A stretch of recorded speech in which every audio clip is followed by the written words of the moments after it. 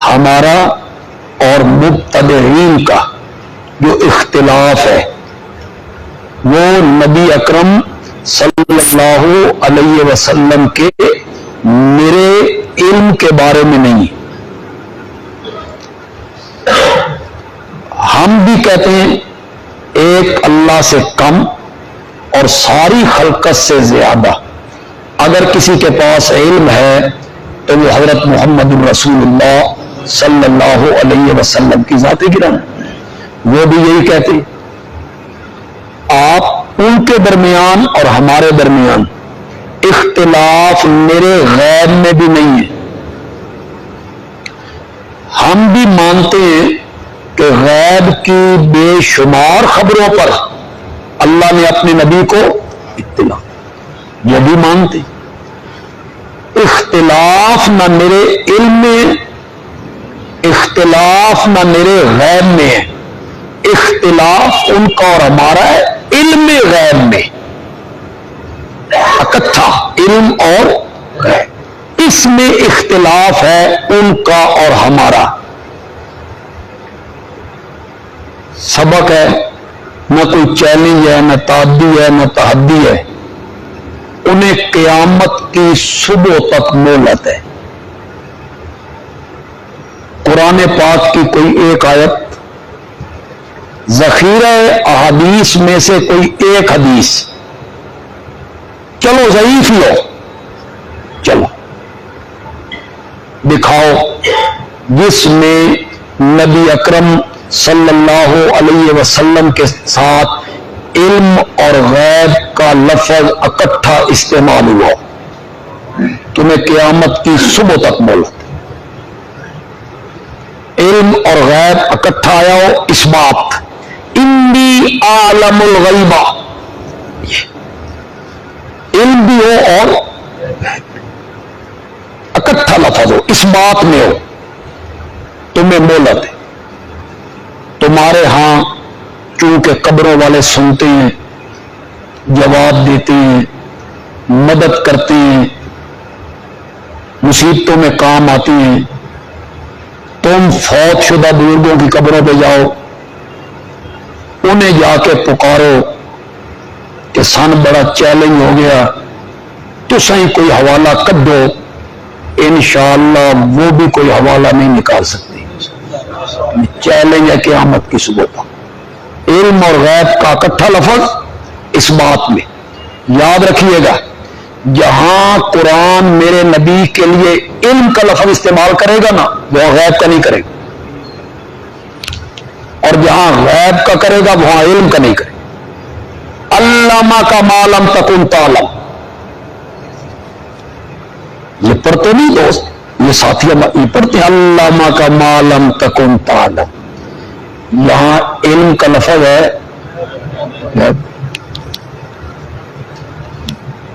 وَمَا هُوَ عَلَى الْغَيْبِ بِضَنِينٍ. میرا پیغمبر غیب پر بخیل نہیں ہے.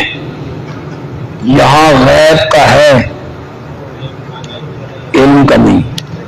جہاں اللہ آپ کے لیے علم کا لفظ استعمال کرے گا وہاں غیب کا نہیں کرے گا. جہاں غیب کا کرے گا وہاں علم کا نہیں کرے گا.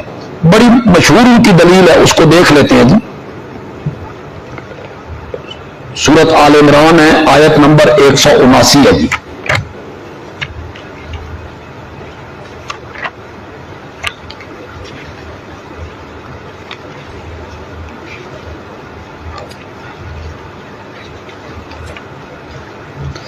بتائیں گے ذرا صفحہ نمبر. ہاں جی 67.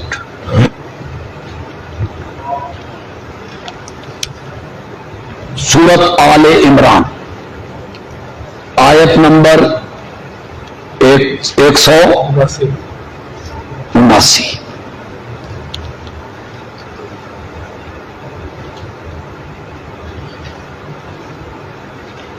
ما کان اللہ لیذر المؤمنین علی ما انتم علیہ. اللہ ایسا نہیں ہے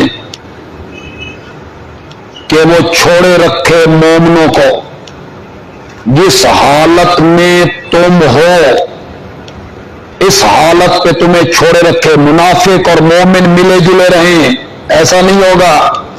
حتی یمیز الخبیث من الطیب، یہاں تک کہ اللہ جدا کر دے گا ناپاک کو پاک سے۔ الخبیث منافق، الطیب مومن۔ اللہ آزمائشیں کر کے مصائب کی بھٹیوں سے گزار کے مومن اور منافقوں کو الگ الگ کرے گا۔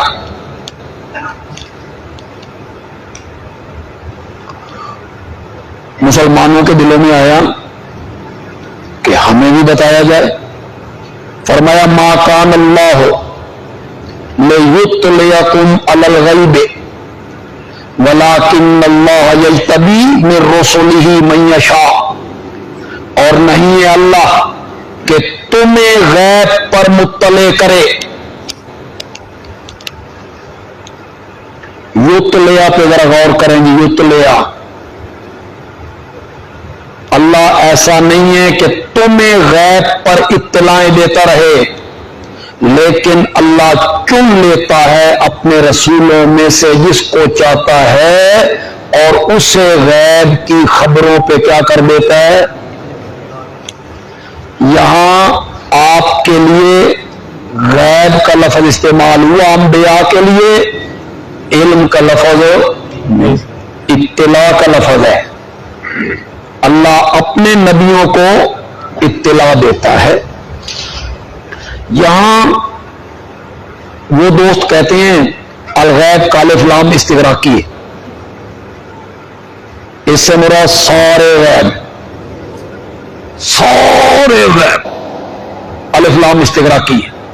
ہم کہتے ہیں اگر الف لام استغراقی ہے اور سارے غیب اللہ نے بتا دیے تو اس کے بعد وہی نہیں اترنی چاہیے تھی، پھر وہی کے اترنے کا کیا ہے؟ اس کے بعد پھر احکام کیسے؟ ساری چیزیں تو اللہ نے اپنے نبی کو بتا دی، اور اگر الغیب کا الف لام استغراقی ہے تو پھر اس کے بعد جو آیتیں اتری، اس کے بعد جو واقعات ہوئے جن سے یہ محسوس ہوتا ہے کہ آپ عالم الغیب ہو، ان کا کیا بنے؟ حضرت عائشہ پہ تہمت لگی، اس کا کیا بنے؟ بہت سارے واقعات ہیں، اس کے بعد آیتیں اتری ہیں، تو یہاں بعض غیب مراد ہے۔ اللہ غیب کی بعض خبروں پر اپنے نبی کو کیا دیتا ہے؟ اطلاع دیتا ہے۔ یہاں غیب کا لفظ استعمال ہوا، علم کا لفظ نہیں ہے۔ سورۃ جن نکالیں، آیت نمبر 26 ہے جی۔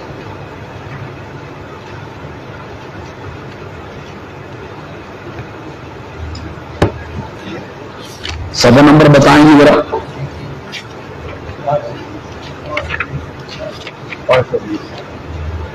520 سورۃ جن میں آیت نمبر 26 ہے۔ عالم الغیب، جاننے والا ہے غیب کا یعنی اللہ، فلا یظہر علی غیبہ،